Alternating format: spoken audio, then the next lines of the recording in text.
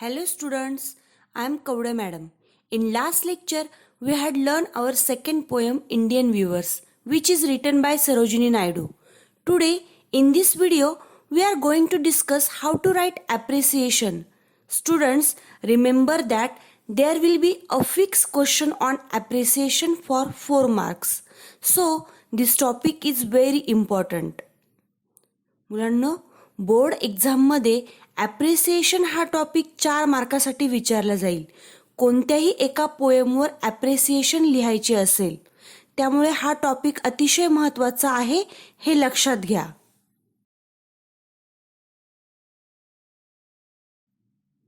Before going to start appreciation, I would like to ask you what is appreciation?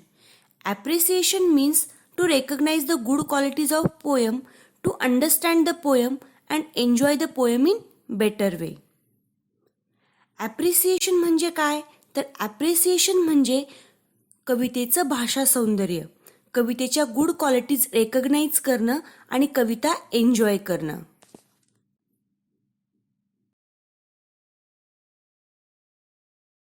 Students, some points of appreciation will be given in your exam, and with the help of these points, you have to write appreciation. So, which are those points? We will see it one by one. First point is about the poem, poet, and title. While writing this point, we should know something about poet, poem, and about title. These 3 points should be right in first paragraph. मुलांनो, या पॉईंटमध्ये लिहिताना तुम्हाला कवितेच्या टायटलबद्दल, कवितेच्या पोएटबद्दल आणि कवितेबद्दल माहिती असायला पाहिजे आणि हे तीनही पॉईंट तुम्हाला फर्स्ट पॅराग्राफमध्ये लिहायचे आहे. Then second point is theme, that is summary or we can say gist of the poem. Summary आणि जिस्ट ऑफ दी पोएम म्हणजे काय? थोडक्यात त्या पोएमची समरी तुम्हाला सेकंड पॉईंटमध्ये लिहायची आहे. In this point you should write central idea of the poem. Central idea म्हणजे काय? कवितेची मध्यवर्ती कल्पना. हे तुम्हाला सेकंड पॉईंटमध्ये लिहायचं आहे. Then third point is poetic style or we can say language or poetic devices. Style is important point. It is related to language and poetic devices. Poem लिहित असताना कवीने कुठल्या प्रकारची लँग्वेज पोएममध्ये वापरलेली आहे ते तुम्हाला थोडक्यात या पॉईंटमध्ये लिहायचं आहे. Then next point is special features. Special features म्हणजे काय? खास वैशिष्ट्ये. कवितेची काही खास वैशिष्ट्ये आहेत का ते आपल्याला ह्या पॉईंटमध्ये मेन्शन करायची आहेत. I think this is the main point two appreciate the poem and understand the poem what exactly poetry is and how poet applies special features while writing his poem. Next point is moral or message.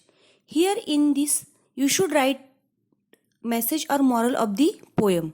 If the moral is there, then you have to write it, and if it is not there, then no need to write it, because there are many poems in which moral is not given. मुलांनो, कवीला कवितेतून कोणता message द्यायचा आहे हे तुम्हाला या पॉईंटमध्ये लिहायचं आहे. And next point is your opinion about the poem. ह्या पॉईंटमध्ये तुम्हाला पोयमबद्दल काय वाटतं, तुमचं पर्सनल ओपिनियन पोयमबद्दल काय आहे हे तुम्हाला या पॉईंटमध्ये लिहायचं आहे. I hope students you understand all this points. Now let's start the appreciation of Indian viewers.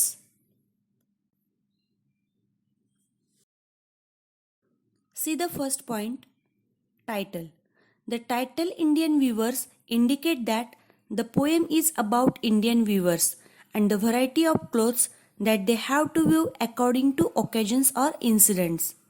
ह्या पोएमचं टायटल काय आहे? इंडियन वीवर्स म्हणजेच भारतीय विणकर. आणि भारतीय विणकर वेगवेगळ्या प्रसंगाच्या वेळेस वेगवेगळे कपडे विणत असतात हे आपण या पोएममध्ये बघितलेलं आहे. Next point is about the poem. It is narrative poem written in the form of question and answer. The poem represents the true soul of India. It also depicts tradition and culture, particularly importance of the colors during the journey of life and its stages. मुलांनो, ही poem जी आहे ही narrative फॉर्ममध्ये लिहिलेली poem आहे. आपण बघितलं की first 3 लाईनमध्ये poetess व्ह्युअर्सला question विचारतात आणि लास्ट लाईनमध्ये व्ह्युअर्स पोएटेसच्या क्वेश्चनला आन्सर देत आहेत. आणि हे डेपिक्ट करत असताना पोएटेसने आपल्या लाईफची जर्नी, आपल्या लाईफच्या 3 स्टेजेस खूप छान पद्धतीने एक्सप्लेन केलेल्या आहेत. Next point is about poet. Indian Weaver is written by Sarojini Naidu. Her poetry is very simple to understand. She is known as for the clarity of thoughts.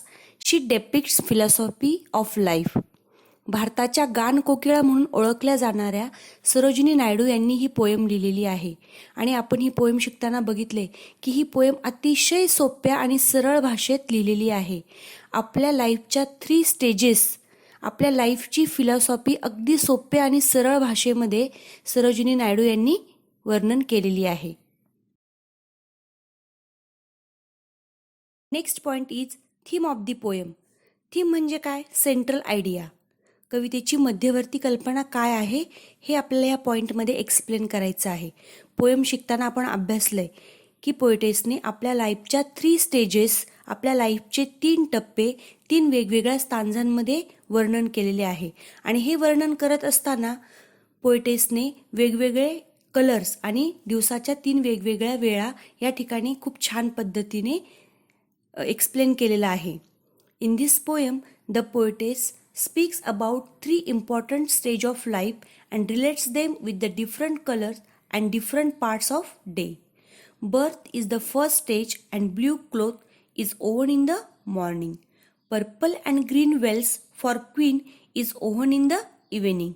And finally, white shroud for dead is worn at night.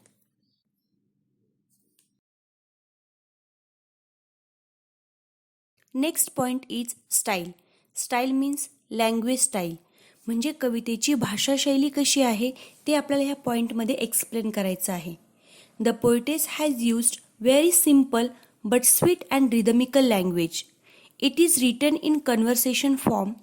The poem is full of musical words. The rhyme scheme of the poem is AABB. Repetition, alliteration, metaphor and simile are the major figures of speech. Every third line of the poem indirectly compared with the stage of life. मुलांनो, ही poem अतिशय सोप्या सरळ भाषेमध्ये लिहिलेली आहे. पोएमची language ही rhythmical आहे आणि conversation फॉर्ममध्ये ही पोएम लिहिलेली आहे. पोएममध्ये खूप सारे म्युझिकल वर्ड्स देखील आहे आणि या पोएमची रायमिंग स्कीम ही AABB आहे. रिपिटिशन, ॲलिटरेशन, मेटॅफर आणि सिमिली हे महत्त्वाचे फिगर्स ऑफ स्पीच या पोएममध्ये वर्णन केलेले आहे. आणि या पोएमची लास्ट लाईन जी आहे ही लास्ट लाईन आपल्या लाईफच्या प्रत्येक स्टेजेसशी कम्पेअर करत आहे. समजलाय हा point? See the next point.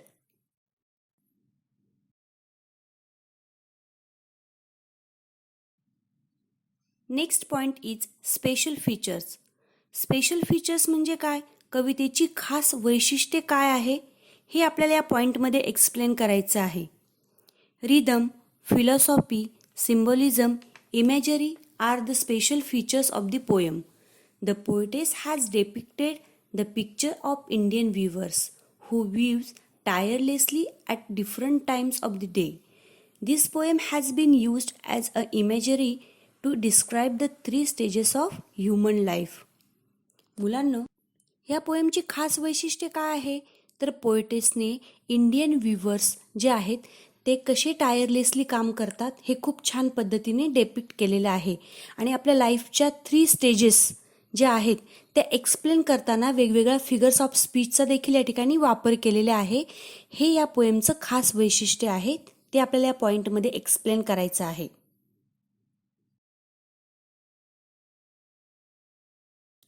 Next point is moral or message.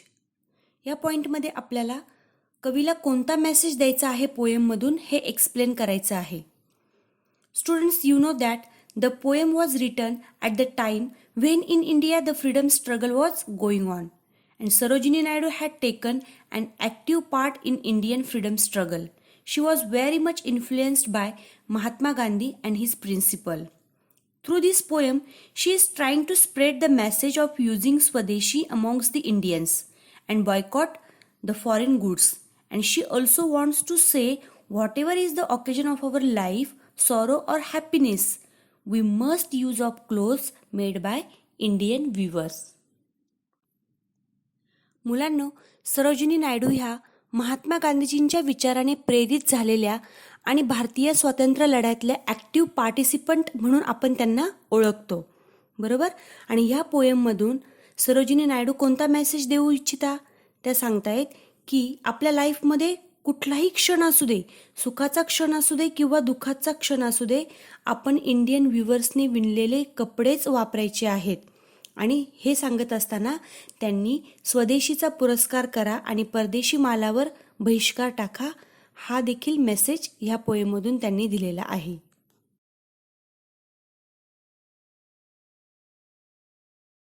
C the last point, your opinion.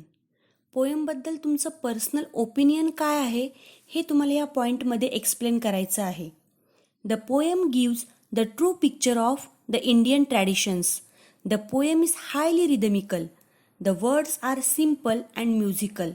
I like this poem is very much, especially its picturesque qualities and simple language. तुम्हाला ही poem का आवडली?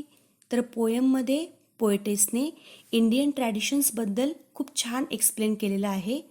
Poem ही अतिशय simple लँग्वेजमध्ये आहे. पोएममध्ये rhythmical लँग्वेजचा वापर केलेला आहे, म्हणून ही पोएम तुम्हाला आवडली हे तुम्हाला ह्या पॉईंटमध्ये एक्सप्लेन करायचं आहे.